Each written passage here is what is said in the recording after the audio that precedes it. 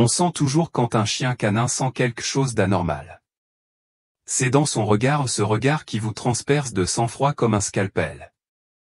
Et cette nuit-là, alors que Diesel fixait l'arrière du camion poubelle, l'agent Jake Nolan sentit une vague d'effroi lui parcourir l'échine. Ce n'était censé être qu'une simple promenade de fin de service, une marche de 10 minutes sous la lueur glaciale des lampadaires avant de rentrer réchauffer les restes et de s'écrouler au lit. Mais Diesel avait d'autres projets. Dieu merci, car à 3 mètres d'un camion poubelle rugissant, à la limite d'un quartier silencieux, une vie allait disparaître sans un bruit à moins que quelqu'un ne l'écoute. Jake tira sur la laisse. Allez, mon pote. On y va. Mais Diesel ne bougea pas. Le chien à la retraite se tenait planté sur le trottoir, les oreilles dressées vers l'avant, les muscles contractés. Puis, sans prévenir, il aboya. Pas un aboiement désinvolte, pas un jappement enjoué, c'était un aboiement à plein poumon, strident, rapide, furieux. Encore. Encore. Encore. Le chauffeur du camion de voirie, un homme corpulent en gilet fluo, descendit de la cabine, l'air agacé. Ça va? Jake leva la main. Désolé, il est habituellement calme. Quelque chose a dû l'effrayer. Mais Diesel n'était pas effrayé, il alertait. Jake n'avait pas vu cette attitude depuis des années, pas depuis l'Afghanistan. À l'époque, quand Diesel aboyait comme ça, cela signifiait des explosifs, voire pire. Mais on était dans une petite ville de l'Indiana, pas dans une zone de guerre, ni même sur une scène de crime. Alors pourquoi Jake avait-il soudain l'impression que quelque chose d'horrible allait se produire?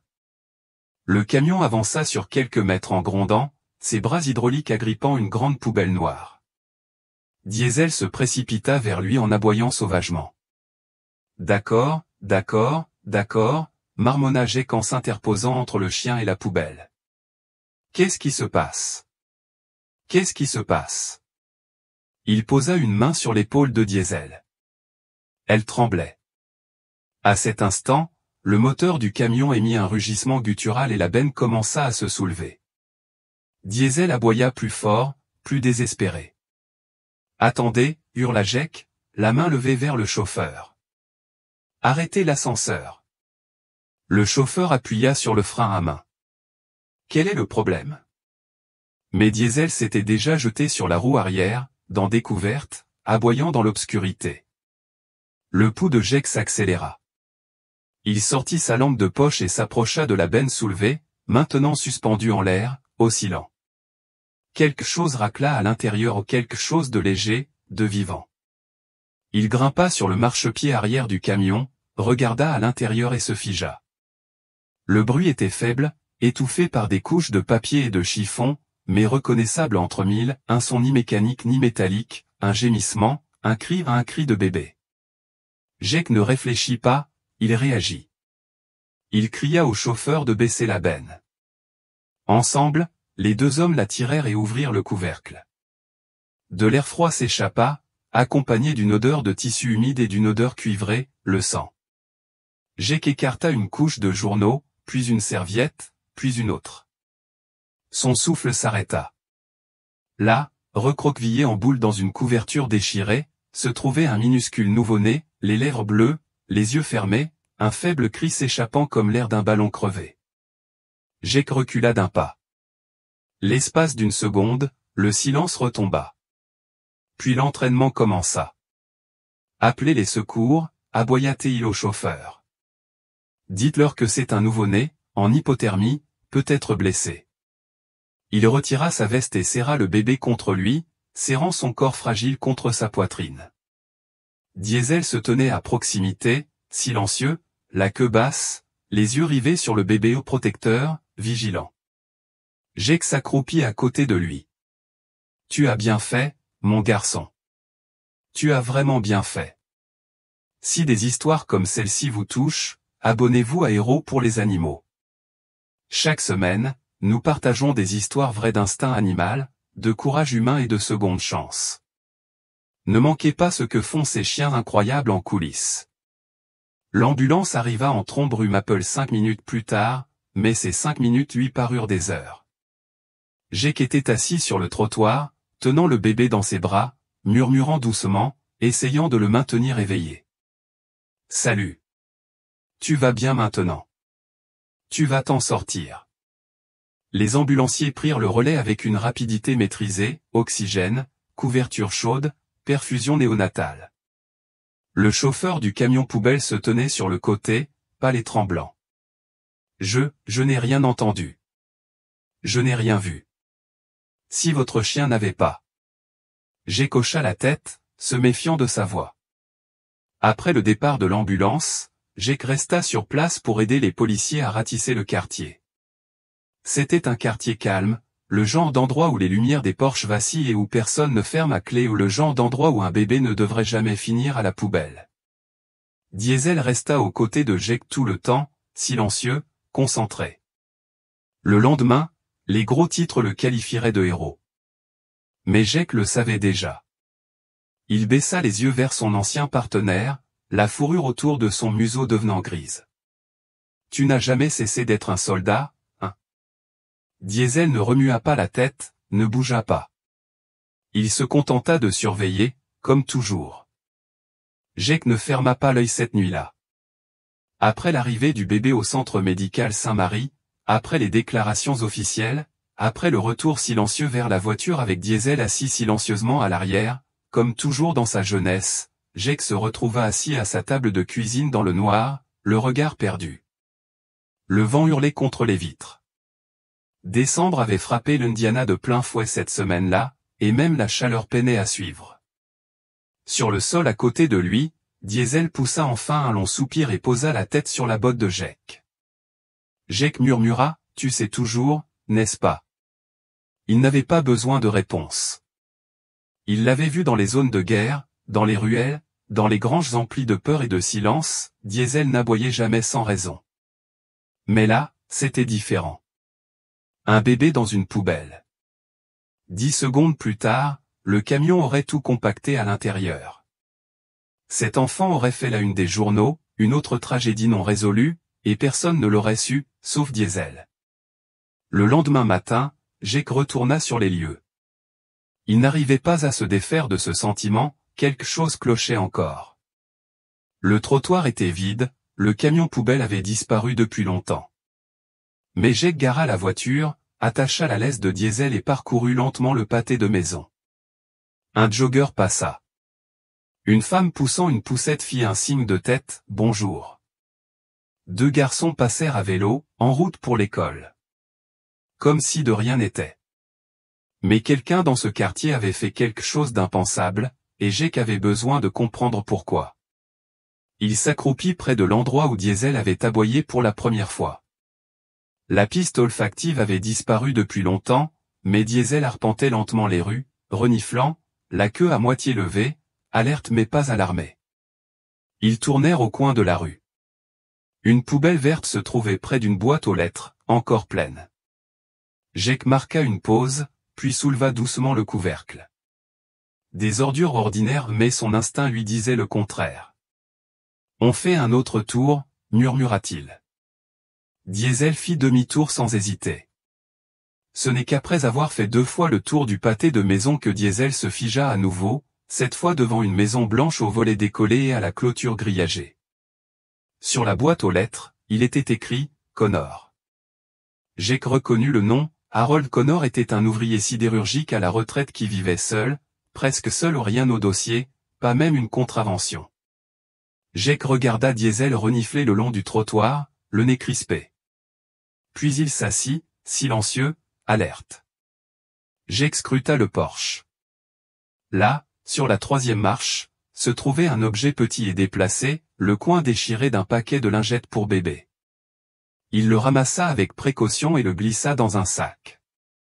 Coïncidence ? Peut-être.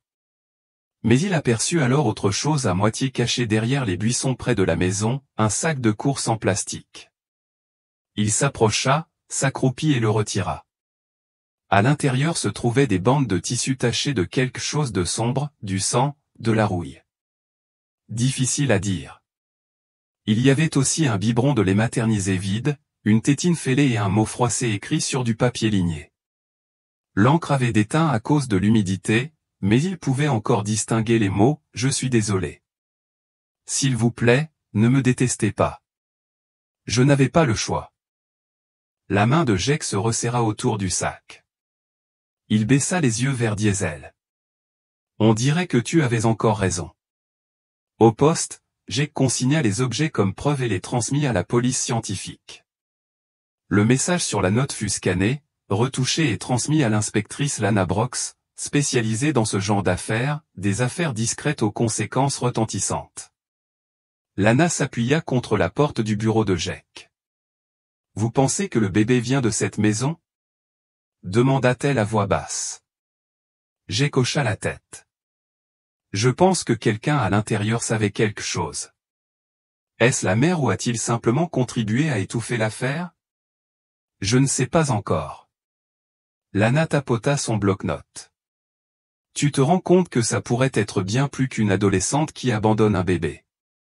Ça sent la coercition, peut-être la maltraitance. » Jake ne répondit pas tout de suite.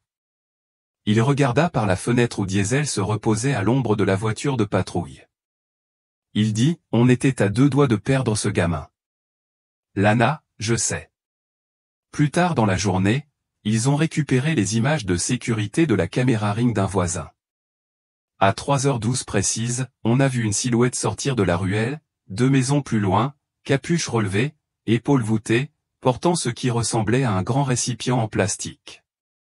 Ils ont observé en silence la silhouette tourner au coin de la rue, déposer la poubelle au bord du trottoir et s'éloigner rapidement sans courir, mais sans être calme non plus. La caméra ne capta pas clairement le visage, mais la taille, la carrure, la posture, tout cela correspondait à une personne jeune, adolescente, peut-être même plus jeune.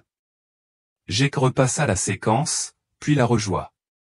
Il y avait quelque chose dans la façon dont la silhouette se déplaçait, ni insouciante, ni endurcie comme un criminel, mais plutôt brisée, paniquée. Lana a dit ce que Jake n'aurait pas voulu dire, ce n'est pas quelqu'un qui jette des ordures. C'est quelqu'un qui supplie de ne pas être vu. Le lendemain soir, Jake est retourné chez les Connor avec un mandat. Harold Connor n'était pas là, mais dans la remise à l'arrière, partiellement enfouie sous de vieux bois et des caisses de bière, ils ont trouvé d'autres objets similaires, des vêtements pour bébé, des emballages de lait maternisé, une couverture usée brodée de petites étoiles.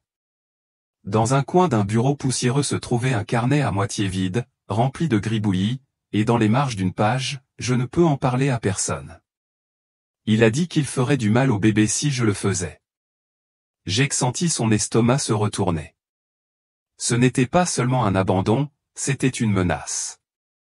De retour à la gare, Diesel se reposait sur une couverture pliée près du bureau de Jake, la tête penchée, les yeux mi-clos. Mais lorsque Jake parla, les oreilles du vieux chien tressaillirent. Elle n'a pas simplement abandonné ce bébé. Elle courait, le cachant à quelqu'un. Diesel laissa échapper un léger soupir. Jake se renversa en arrière, l'épuisement lui tirant les yeux, mais les pièces du puzzle commençaient enfin à s'assembler. Qui que soit cette fille, elle ne voulait pas qu'on la retrouve, mais elle avait laissé juste assez derrière elle, non par négligence, mais par espoir. Cette nuit-là, Jake ne pouvait pas se débarrasser de cette image, les lèvres du bébé devenant bleues, Diesel aboyant si fort que sa poitrine se soulevait, la poubelle se soulevant vers le compacteur, et quelque part là-bas, une jeune fille cachée. Nous partageons ces histoires vraies incroyables avec les personnes qui ont besoin de les voir, et si vous n'êtes pas encore abonné, veuillez cliquer sur ce bouton d'abonnement et activer les notifications. Derrière les portes closes, elle était convaincue qu'abandonner son enfant était plus sûr que de le garder. Quel monde a pu faire croire ça à un enfant? Jake fixait la neige. On n'a pas fini, mon pote, dit-il. Diesel frappa du bout de la queue, comme pour dire, je sais. Les 48 heures suivantes s'écoulèrent comme une tempête silencieuse lente en apparence, mais pleine de tensions qui montaient en profondeur. Jake était assis derrière son bureau à la station, Diesel recroquevillé près de la bouche de chauffage comme s'il gardait un secret. Dehors, la neige de décembre s'était épaissie. Le givre s'accrochait au pare-brise, et chaque souffle flottait dans l'air comme un murmure, trop effrayé pour parler. Le nouveau-né, désormais connu sous le nom de bébé d'eau, était dans un état stable à Saint-Mary. Enveloppé dans des couvertures chaudes, de minuscules moniteurs clignotant constamment à ses côtés, le petit garçon était un miracle. Les médecins ont déclaré qu'il souffrait d'hypothermie sévère, mais qu'il était indemne. Aucun signe de violence physique, aucune drogue dans son organisme, juste froid, seul et abandonné. Mais pourquoi? Et par qui? Jake se pencha et relança la vidéo. Elle était là, la silhouette encapuchonnée, à 3h minuit, en noir et blanc granuleux, portant la poubelle en plastique, la laissant tomber sur le trottoir, puis s'éloignant. Mais quelque chose attira son attention.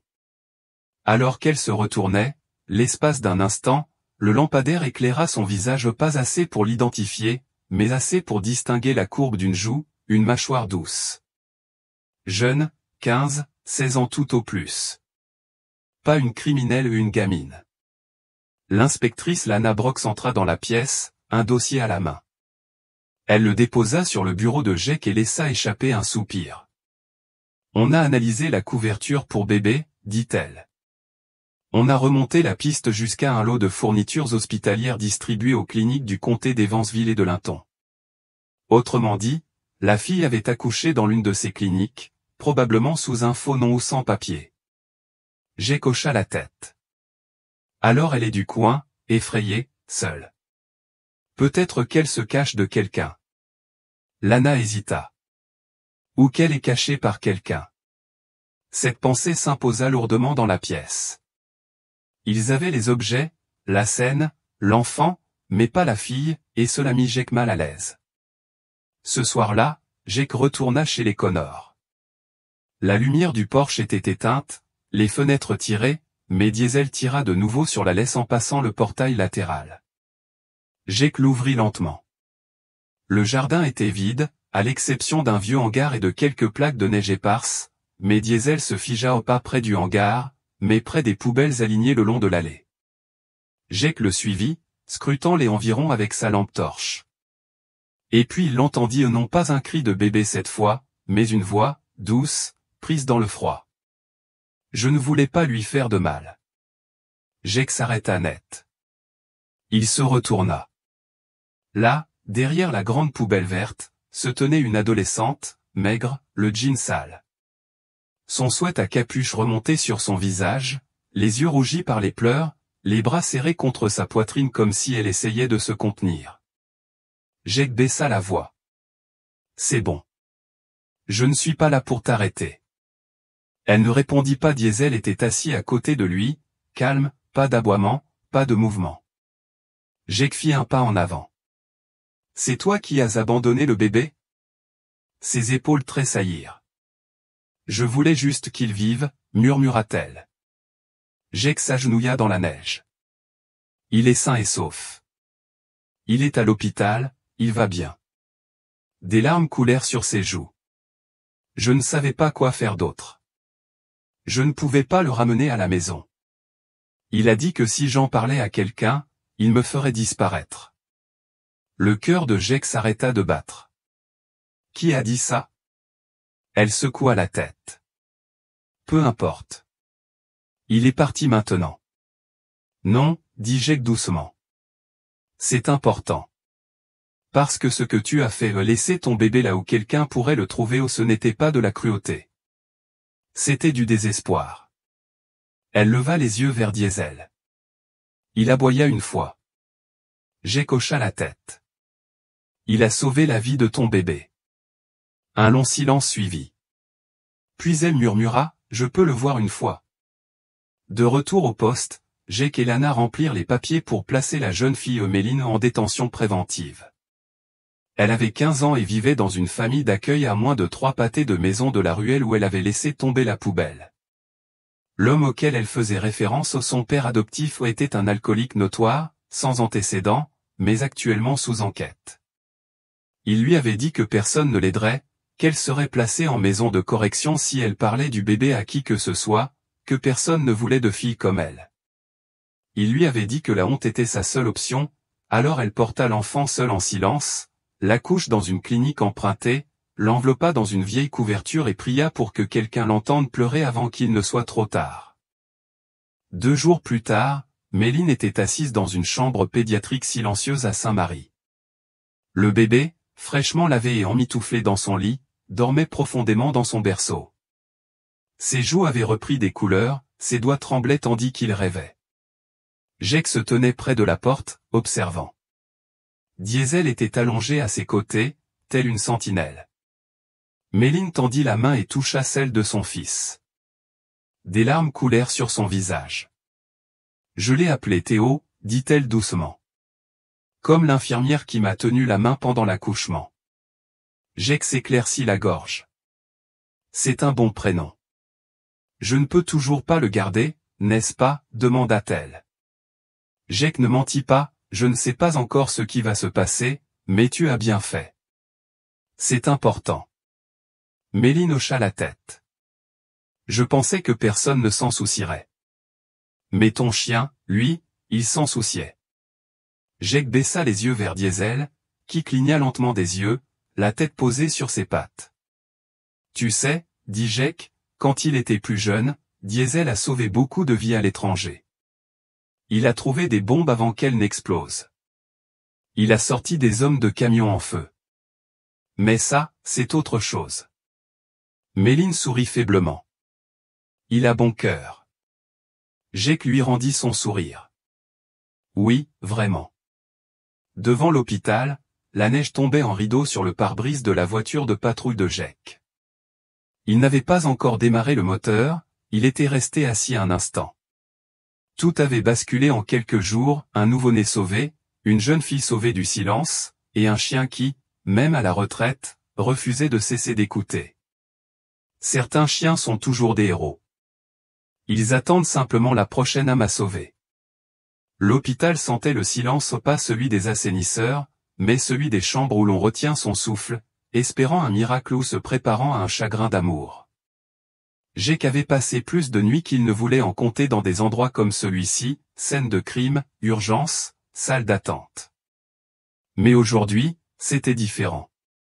Il n'était pas question de sang ou de méchant. Il était question de quelque chose de bien plus fragile, une seconde chance. Il regardait à travers la vitre Méline tenir son bébé Théo dans ses bras. Les infirmières lui avaient montré comment soutenir sa nuque, comment le nourrir au biberon. Ses mains tremblaient encore, mais son visage exprimait une douceur inconnue auparavant, comme si quelque chose de brisé en elle se reconstituait lentement, prudemment. Et à côté de Jake, comme toujours, Diesel était là, silencieux, observant, surveillant. L'assistante sociale des services sociaux est arrivée peu après midi. Elle s'appelait Lorraine Brandt, le regard perçant, la voix calme, un bloc-notes sous le bras comme un bouclier. 15 ans, pas de suivi prénatal, sous le coup de maltraitance. Vous avez une tempête sur les bras, agent Nolan, dit-elle tandis qu'ils traversaient le couloir ensemble. Jake hocha brièvement la tête. Elle a besoin de protection, pas de jugement. Je suis d'accord. C'est pourquoi j'ai personnellement examiné son dossier, a répondu Lorraine. Le père adoptif, Charles McKinley, a 3 autres enfants dans le système, tous placés dans des foyers différents. Il y a eu des plaintes auparavant, mais rien n'a jamais abouti. Jusqu'à maintenant. Jake serra les dents. Tu crois qu'il va venir la chercher? Pas s'il sait ce qui est bon pour lui. Mais... Le ton de Lorraine se fit plus calme. Les gens comme McKinley ne disparaissent pas comme ça. Ils se mettent en colère. Ils désespèrent. Et les hommes désespérés sont dangereux. Ce soir-là, de retour chez lui, Jake sortit un vieil album photo. Il s'assit par terre à côté de Diesel, feuilletant des pages usées par le temps et le soleil, des photos d'Afghanistan, de Diesel en gilet pare-balles, de Jake Younger, plus dur sur les bords. Une photo attira son attention, Diesel allongé dans la poussière à côté d'un soldat blessé, refusant de bouger même lorsque des coups de feu claquèrent au loin. « Tu n'as jamais laissé personne derrière toi », dit Jake en grattant les cheveux gris derrière les oreilles de Diesel. « Ni avant, ni maintenant. » Diesel se pencha vers sa main avec un grognement discret, comme s'il comprenait chaque mot. Le lendemain matin, les choses ont commencé à changer. Un appel est arrivé de la réception, l'hôpital avait reçu une visite demandant Méline. Un homme d'une cinquantaine d'années, sans papier, a refusé de donner son nom. La sécurité a dit qu'il n'avait pas élevé la voix, mais qu'il y avait quelque chose de froid dans son attitude, quelque chose d'étrange. Jake n'attendit pas. Lui et Lana montèrent dans la voiture de patrouille et arrivèrent à l'hôpital en 7 minutes chrono.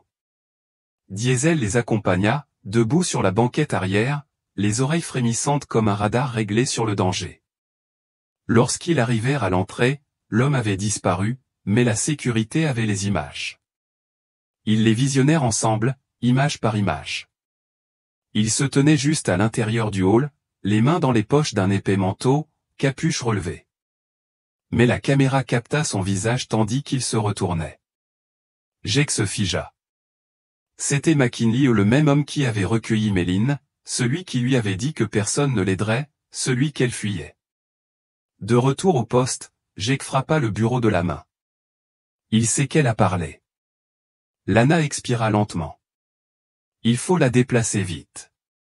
Les services de protection de l'enfance acquiescèrent. À la tombée de la nuit, Méline et Théo furent placés dans un refuge sécurisé en périphérie de la ville, sous protection temporaire. Lorraine fit un signe de tête à Jake. Ça nous fait gagner du temps, mais ça ne fait pas disparaître la menace. La lumière du porche était allumée et Diesel était assis près de la porte, les yeux rivés sur la rue toute la nuit. Le lendemain, Jake était assis avec Méline au refuge. Elle paraissait fatiguée au plus de 15 ans, comme si elle avait vieilli de 10 ans en un mois. « Sais-tu pourquoi il est venu à l'hôpital » demanda Jake. Méline hésita. Il dit, si jamais je le disais à quelqu'un, il prendrait le bébé. Il disait toujours que Théo n'était pas de moi, que je ne le méritais pas. Il disait qu'il pouvait faire ce qu'il voulait. Les jointures de Jake devinrent blanches. Méline déglutit. Il me surveillait, pas seulement à la maison. La nuit, je l'entendais debout devant ma porte. Jake sentit son estomac se nouer. Et maintenant, demanda-t-il. Je ne pense pas qu'il veuille encore du bébé, murmura-t-elle. Je pense qu'il veut s'assurer que je n'existe plus. De retour au commissariat, Jake s'assura que la voiture de patrouille passait devant la maison des Connors toutes les heures. Mais McKinley avait disparu. Pas de carte de crédit, pas de signalement, pas de caméra de circulation. Comme s'il avait disparu. Jake baissa les yeux vers Diesel. Tu crois qu'il nous observe de quelque part? Les oreilles de Diesel se redressèrent légèrement, le corps en alerte. Ouais, marmonna Jake. Moi aussi. Ce soir-là, Jake raccompagna Diesel sur Maple Lane. Il neigeait légèrement. La rue était déserte, à l'exception du crissement des bottes et du tintement du col de Diesel. Ils passèrent à l'endroit exact où tout avait commencé, là où Diesel avait aboyé et refusé de bouger, là où Théo avait été sauvé. Jake s'arrêta et regarda Diesel. Pourquoi ici? Pourquoi à cet instant? Qu'est-ce qui vous a dit que quelque chose n'allait pas? Diesel ne répondit pas, bien sûr. Il se contenta de fixer Jake de ses yeux éternels et connaisseurs. Et Jake réalisa que ce n'était peut-être pas quelque chose que Diesel entendait ou sentait. Peut-être que c'était quelque chose qu'il ressentait, la peur, le désespoir, ce cri insuffisamment fort pour une oreille humaine, mais qui, d'une certaine manière, perçait le silence entre les âmes. De retour à la maison, Jake était assis avec une tasse de café refroidi. Sur la table se trouvait un dossier en papier craft. À l'intérieur, des nouvelles des services sociaux. Théo allait mieux, prenait du poids, son rythme cardiaque était normal et il n'y avait aucun signe de manque. Le statut de protection prolongée de Méline avait été approuvé, mais une note figurait en bas de page, le sujet pourrait être admissible à un placement familial auprès d'un adulte responsable, sous réserve de ses antécédents et de ses capacités. Jake l'avait lu 2 fois, puis avait regardé la photo sur son frigo, lui et Diesel, 5 ans plus tôt. Un protecteur, un partenaire, et maintenant, peut-être, une chance de protéger à nouveau. Ni en tant que policier, ni en tant que soldat, mais comme quelque chose de complètement différent. Dehors, Diesel leva la tête. Une voiture venait de tourner au coin de la rue, lentement, avec précaution. Jake se tendit. Diesel se leva. La tempête n'était pas encore terminée, mais ils étaient prêts, car cette fois, ils ne poursuivaient pas le mal. Ils gardaient quelque chose de bon, quelque chose qui valait la peine d'aboyer. Le vent était mordant ce matin-là, un de ces frissons du Midwest qui vous pénètrent jusqu'aux os avant même de réaliser que vous avez arrêté de bouger. Jake se tenait devant le portail de l'abri, une tasse de café chaud dans une main, l'autre sur la laisse de Diesel. Il n'avait pas dormi plus de 2 heures, et Diesel n'avait pas arrêté de scruter le périmètre depuis le lever du soleil. Toujours aucun signe de McKinley, dit Lana en s'arrêtant à côté de lui et en lui lançant une barre de céréales. Il te faudra plus que de la caféine si tu veux tenir le coup pour un autre service. Jake l'entendit avec un sourire las. Je dormirai quand ce sera fini. Lana s'appuya contre la voiture. Tu es sûr de ne pas trop t'approcher? Il ne répondit pas immédiatement, se contentant de contempler le bâtiment, haut, gris, silencieux. Quelque part à l'intérieur, Méline tenait son bébé dans ses bras, cherchant comment guérir après s'être sentie inutile. C'est une enfant, dit finalement Jake. Et elle en fait plus pour protéger ce bébé que la plupart des adultes que j'ai rencontrés. Lana soupira. Tu as un faible. Jake haussa les épaules. Diesel l'a choisi. Ça me suffit. Diesel remua la queue une fois, puis se recroquevilla à nouveau, attentif. Au refuge, Méline berçait Théo dans ses bras tandis qu'une douce berceuse jouait sur une enceinte Bluetooth. Les petites mains du garçon commençaient à agripper les cordons de son sweat à capuche. Il prenait des forces chaque jour, mais Méline ne dormait pas non plus. L'animatrice disait qu'elle se réveillait chaque nuit vers 3 heures du matin, à l'heure exacte où elle jetait Théo à la poubelle. Ces cauchemars ne concernaient pas ce qui aurait pu arriver, mais ce qui avait failli arriver. Parfois, j'ai l'impression d'être encore dans cette impasse, murmura-t-elle lors de son dernier entretien avec Lauren Brandt. Comme si j'étais coincé là. Comme si c'était peut-être là qu'une partie de moi s'était détachée. Lauren était douce mais honnête. Un traumatisme ne disparaît pas, mais on peut le transformer en quelque chose de nouveau, de plus fort. Méline baissa les yeux vers Théo. Il n'a rien demandé de tout ça. Non, dit Lauren, mais tu as quand même choisi de le protéger, même terrifié.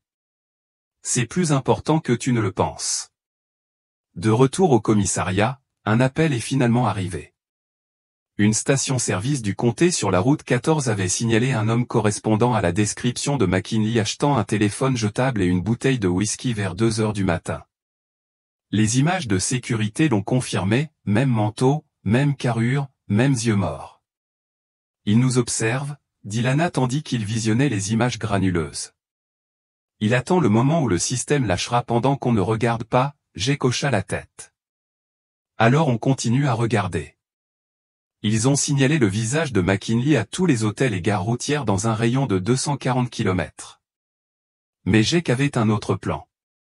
Il a obtenu une faveur d'un vieil ami du département des services à l'enfance et a demandé un réexamen du placement temporaire en famille d'accueil. Je ne dis pas que je veux qu'elle vive avec moi pour l'instant, dit Jake au réalisateur. Mais s'il n'y a personne d'autre, je ne la laisserai pas retourner chez des gens comme lui. Le réalisateur marqua une pause. Vous savez que c'est une étape importante. Jake baissa les yeux vers Diesel, endormi à ses pieds. J'ai fait de plus grands pas en avant sans prévenir. Ce soir-là, Jake retourna au refuge juste au moment où le ciel prenait une teinte rose et meurtrie. À l'intérieur, il trouva Méline dans la salle de jeu, en train de dessiner sur un carnet. Théo dormait non loin de là, dans un porte-bébé. Tu as déjà dessiné autre chose qu'au crayon, demanda Jake en s'asseyant à côté d'elle. Elle sourit légèrement. J'aime le crayon. Les erreurs sont plus faciles à corriger. J'écris doucement. Intelligente. Tu t'en sors bien avec lui. Il a l'air plus fort à chaque fois que je le vois, dit-elle. Il sait que j'essaie. C'est tout ce que je peux faire. Jake s'éclaircit la gorge. Je sais que tout ça va vite, et je sais que tu as beaucoup de choses à faire. Mais je ne vais nulle part. Elle leva les yeux, l'air incertain. Qu'est-ce que tu veux dire? Jake se pencha en avant. Je dis que si on en arrive là, et qu'il n'y a personne d'autre, toi et Théo ne serez pas seuls. Je serai là. Diesel aussi. Méline cligna rapidement des yeux. Tu ferais vraiment ça? Jake hocha la tête. Je ne fais jamais de promesses que je ne peux pas tenir. Elle déglutit difficilement et reporta son regard sur son dessin. Personne ne m'a jamais dit ça. Plus tard dans la soirée, Jake était assis sur sa véranda, Diesel à ses côtés, sirotant une tasse de soupe instantanée, la vapeur se mêlant à l'air froid. Son téléphone vibra. Une patrouille signala un homme étrange aperçu à pied à quelques pas du refuge pour femmes. Pas de confrontation, pas de crime, juste une observation. Jake se leva si vite qu'il renversa la soupe. On y va, mon pote. Diesel était debout avant même que Jake ait fini sa phrase. Ils arrivèrent 10 minutes plus tard. Lana les rejoignit au portail, lampe torche à la main. Des traces de pas derrière la benne. On a une vidéo de la ruelle arrière, déclenchée par un mouvement. L'image était courte mais claire, McKinley debout de l'autre côté de la rue, regardant par les fenêtres du refuge. Une cigarette brûlait dans sa main. Puis il s'éloigna dans l'obscurité. Jake serra les dents. Il tourne en rond, demanda Lana à voix haute. Il attend quoi? Jake baissa les yeux vers Diesel. Diesel regardait déjà dans la direction où McKinley était parti. Ils scrutèrent le quartier pâté de maison par pâté de maison, parlant aux habitants, observant les toits, vérifiant les voitures. À un moment, Diesel aboya bref, concentré auprès d'un duplex barricadé à 2 pâtés de maison. Jake s'approcha, arme au fourreau, lampe torche allumée. La porte avait été forcée. À l'intérieur, des bouteilles d'alcool vides, un matelas taché, des emballages de fast-foodés, griffonnés au marqueur sur le mur, tu crois l'avoir sauvé. Jake sentit son sang se glacer. Cette nuit-là, une surveillance totale fut mise en place. Les gardes du refuge furent doublés. Des véhicules de police se relayèrent à chaque extrémité de la rue. Jake passa la nuit dans sa voiture de patrouille. Diesel se blottit sur la banquette arrière. Toutes les 2 ou 3 heures, Jake sortait et parcourait le périmètre, Diesel à ses côtés. Il n'allait pas laisser McKinley gagner au pas cette fois. À 3h17, comme sur des roulettes, une ombre se déplaça au coin de la rue. Une silhouette, manteau sombre, pas rapide. Jake attrapa sa radio. Suspect en vue. East End. À pied. Diesel et lui avançaient rapidement, longeant les immeubles, leurs bottes silencieuses sur le trottoir enneigé. La silhouette traversa une ruelle en courant. Jake la suivit. Diesel resta près d'eux, silencieux. Au bout de l'allée, ils bifurquèrent à gauche. Et il était là, McKinley coincé près d'un quai de chargement. Jake sortit son arme. Les mains bien en vue. McKinley se figea, puis rit, d'un rire froid et amer. Vous protégez une menteuse. Vous la croyez innocente? Je ne pense pas, dit Jake. J'ai vu les bleus. J'ai lu les menaces. Vous avez perdu votre chance de parler dès l'instant où vous avez mis un enfant en danger. Diesel se tenait devant Jake, grognant doucement. Le regard de McKinley croisa celui du chien. Ce chien m'a tout coûté. Jake plissa les yeux. Non, tu as fait ça tout seul. Ils le menottèrent et l'amenèrent. Méline dormirait tranquille cette nuit-là. Théo se réveillerait le matin dans une lumière pure, des bras chauds et sans peur. Jake était assis dans sa voiture de patrouille devant la station, les yeux rivés sur les étoiles qui commençaient à pâlir à l'est. À côté de lui, Diesel s'endormit enfin. Son travail était terminé pour l'instant. Mais Jake savait que les héros ne prennent pas leur retraite. Ils se reposent jusqu'à ce que quelqu'un d'autre ait besoin d'être sauvé. La ville de Franklin, dans l'Indiana, était à nouveau silencieuse.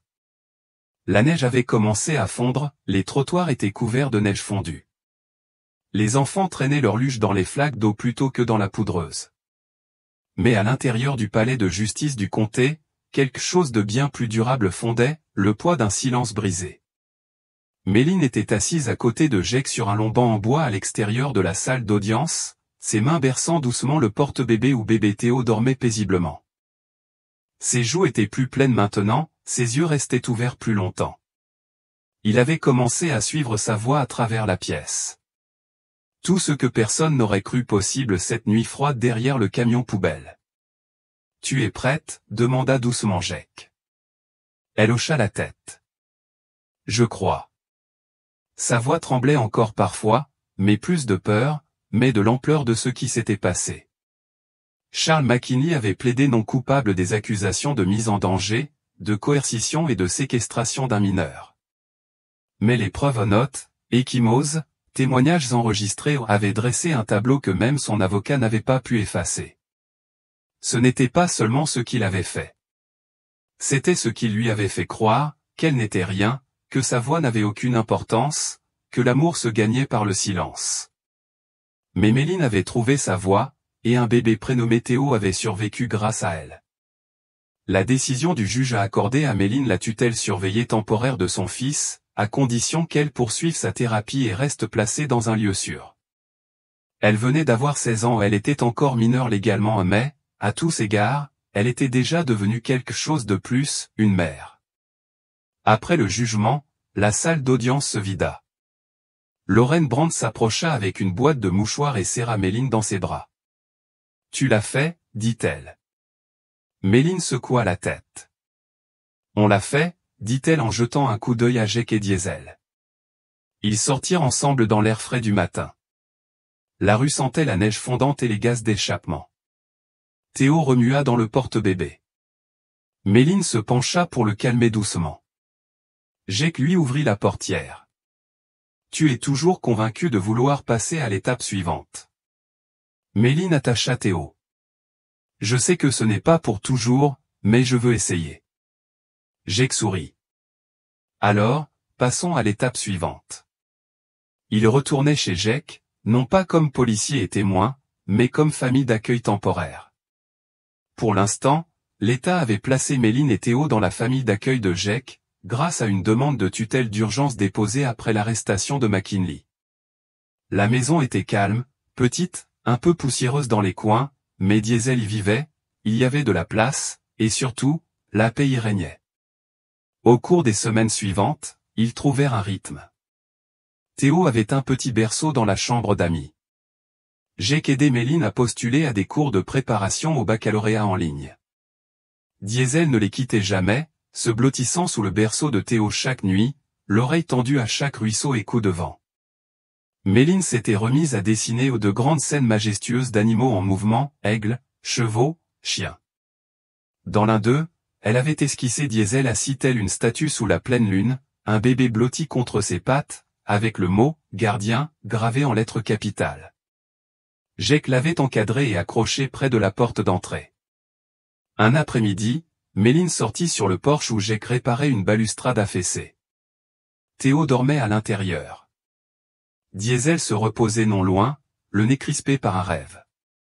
Méline était assise sur la plus haute marche, les genoux contre la poitrine.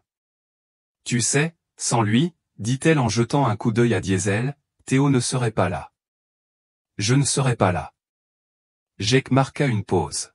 « Tu as sauvé ton fils. » « Ne l'oublie pas », Méline haussa les épaules. « J'ai renoncé. » « Il ne l'a pas fait. » Jake sourit. « C'est comme ça qu'il est fait. » Diesel se fiche de ce que les gens disent. Il écoute ce qu'ils n'écoutent pas. Un mois plus tard, un événement inattendu se produisit. Le conseil municipal invita Jake et Diesel à assister à une cérémonie communautaire en l'honneur des premiers intervenants locaux. Jake refusa d'y aller, trop d'attention, trop de discours. Mais Méline insista. « Tu ne peux pas t'en sortir en aboyant », plaisanta-t-elle en poussant du coude Diesel. La cérémonie s'est déroulée sur la place de la ville, sous la vieille tour de l'horloge. Policiers, ambulanciers et pompiers ont été honorés. Puis, Diesel a été appelé. Le maire a raconté la nuit où Diesel a aboyé sur le camion poubelle, comment une vie avait été sauvée, comment un chien à la retraite savait encore quand quelque chose clochait. La foule a applaudi, certains ont pleuré. Jake s'agenouilla près de Diesel et posa la main sur le dos de son ancien partenaire. Il n'a jamais abandonné, dit-il. Et il n'abandonnera jamais. Plus tard dans la soirée, de retour à la maison, ils s'assirent ensemble sur la véranda, Théo dans les bras de Méline, Diesel allongé sur les bottes de Jake. Le coucher du soleil donnait au ciel des couleurs abricot et feu. « Tu crois que les gens peuvent vraiment changer ?» demanda Méline. Jake prit une grande inspiration. « Je pense que les gens ne peuvent pas toujours choisir ce qui leur arrive, mais ils peuvent choisir ce qu'ils feront ensuite. » Méline hocha la tête en regardant Théo se tortiller dans ses bras. « Je veux qu'il sache qu'il n'a pas été abandonné, qu'il était désiré. » Jake la regarda d'une voix calme. « Il le saura parce que tu es resté. Parce que tu t'es battu. Parce qu'un chien n'aurait pas laissé le monde ignorer ses pleurs. » Méline sourit. Diesel ronflait doucement. Et pour une fois, tout semblait calme, mais dans le bon sens du terme. Dans les semaines qui suivirent, Jake continua de collaborer avec les services sociaux pour trouver une solution durable pour Méline et Théo. Il ne savait pas combien de temps il resterait, mais la maison semblait plus pleine maintenant, comme si elle les attendait depuis longtemps. Un soir, Jake se tenait devant l'évier de la cuisine, faisant la vaisselle, écoutant les rires résonner dans le salon où Méline lisait à Théo. Il se surprit à sourire, et en baissant les yeux, il vit Diesel le fixer en battant de la queue. « Tu le savais, n'est-ce pas ?» dit Jake. Diesel cligna lentement des yeux. Oui, il le savait. Parfois, les héros ne portent pas d'uniforme, ils portent de la fourrure. Ils ne parlent pas, mais ils crient en agissant. Et ils ne sauvent pas le monde par le bruit, mais par un simple aboiement au bon moment. Diesel n'a pas seulement sauvé un bébé, il a rappelé à tous ceux qui l'entouraient ce que signifie se battre pour la vie, même lorsque le monde est silencieux, protéger ce qui est petit, entendre ce que les autres ne peuvent pas entendre et toujours croire que certains cris valent la peine d'être écoutés. Merci infiniment d'avoir suivi ce voyage émouvant. Si cette histoire vous a touché, inspiré ou vous a fait croire aux secondes chances, nous serions ravis de vous lire. Que auriez-vous fait si vous aviez entendu cet aboiement dans le noir? Dites-le nous dans les commentaires et n'oubliez pas de vous abonner à Heroes for Animal pour découvrir d'autres histoires vraies et poignantes de courage et de compassion envers les animaux.